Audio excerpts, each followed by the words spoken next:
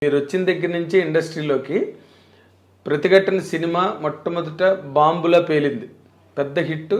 అందులో మీ మీద అందరి దృష్టి పడింది, ఎవరి ఆర్టిస్టు ఎవరి నటుడు అని. మీరు అక్కడి నుంచి మీ కెరీర్ అంతా నేను అబ్జర్వ్ చేస్తూనే ఉన్నా దాదాపుగా.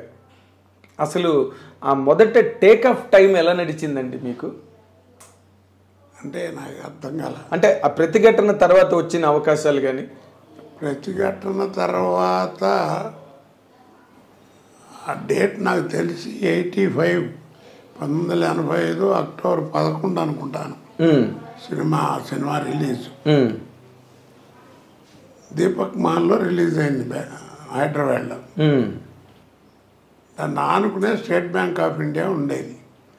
రెండింటికి గోడ కూడా ఉండదు, ఈ సైకిల్ స్టాండ్ ఇవన్నీ కామన్. ఓకే. పక్కనే స్టేట్ బ్యాంక్ సేమ్ కాంపౌండ్లో. ఇటు పక్క వెంకటేశ థియేటరు, దాంట్లోనేమో వందే మాత్రం అనే ఓ సినిమా రిలీజ్. దీనికి దానికి 14 రోజులు తేడా. ఇది అఖండమైనటువంటి విజయం. ప్రతిఘటన ఆ సినిమా చూడటం, రేపు అక్కడ బ్యాంక్ కూడా వీడేరా అని చెప్పి ఓ జనం ఎగబట్టడం. ఇప్పట్లాగా సెక్యూరిటీ అంత లేదు కదా అప్పుడు. ఏం లేదు, పైగా మీరు కొత్త నటుడు. ఎవడు వీడని ఓ చూడటానికి వచ్చేవారు.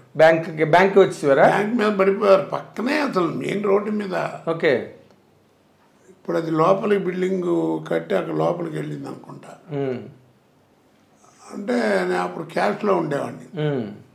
బ్రాంచ్ మీద పిలిచివన్నీ, నువ్వు ఈ గొడవ వింటారా బాబు, క్యాష్లో ఉన్నావు, నేను పోని గొడవలు అవుతాయని వెనకాల కూర్చోబెట్టాడు నన్ను. ఆయన చూపించాలని మళ్ళీ ఎమ్మడబడేవారు. అప్పుడు నా యూనియన్ వాళ్ళు గొడవ చేసి పక్కన ట్రాన్స్ఫర్ ఇప్పించి హెడ్ ఆఫీస్కి మళ్ళీ పిలిపించుకున్నారు. అక్కడ పని చేయించాను. అక్కడ లోపలికి ఎవరు పెద్ద రారు కదా. అదే, ఇది ఇక్కడంటే థియేటర్ పక్కనే ఉంది కాబట్టి ప్రాబ్లం. పక్కన బాగా ఆనుకునే ఉంటుంది. ఆ టేక్ ఆఫ్ అంటే ఇక అదే పొద్దున్నే ఇక మిడ్ నైట్ స్టార్ అనుకో. ఇక అదే ఓవర్ నైట్ స్టార్. ఇక పొద్దునుంచి ఇక రోడ్డు మీద తిరగలేను, బయటకు వెళ్ళలేను, ఎవరితో మాట్లాడలేము.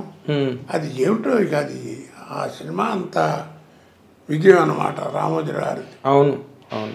అసలు ఇక తట్టుకోలేకపోయారు. ఇక అక్కడి నుంచి ఏమిటంటే తెల్లారేటప్పటికి ఇక అక్కడి నుంచి ఎక్కడికి వెళ్ళాలన్నా విమానం లేకపోతే ట్రైన్ తప్ప, లేకపోతే ఫ్లైటే ప్రయాణం. అలా సాగింది. ఓకే. కాదు, అప్పుడు మీరు ఇండస్ట్రీలోకి వచ్చినప్పటికీ దాదాపుగా మహామహులందరూ ఉన్నారు. రావుగోపాల్ గారు ఉన్నారు, కైకాల సత్యనారాయణ గారు ఉన్నారు, గొల్లపూడి మారుతి గారు ఉన్నారు. అందరూ మంచి భూమిలో ఉన్నారు. నూతన్ ప్రసాద్ గారు, ఆయన లేకుండా సినిమావి లేదు. నూతన్ ప్రసాద్. అలాంటి కాంపిటీషన్ని మీరు ఏ విధంగా అసలు తట్టుకుని మీరు నిలబడగలిగారండి ఇండస్ట్రీలో? నిజంగా చెప్పాలంటే నాకు అసలు బ్రెయిన్లో ఆలోచన ఏమీ లేదండి.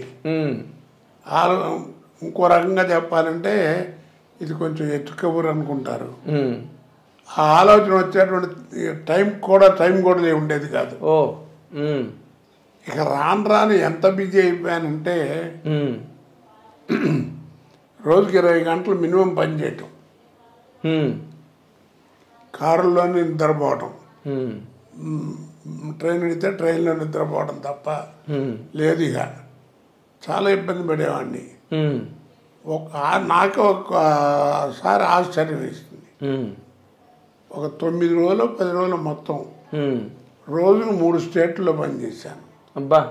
పొద్దున హైదరాబాదు, మధ్యాహ్నం చెన్నై, ఇప్పుడు చెన్నై కదా, అప్పుడు మద్రాసు, రాత్రికి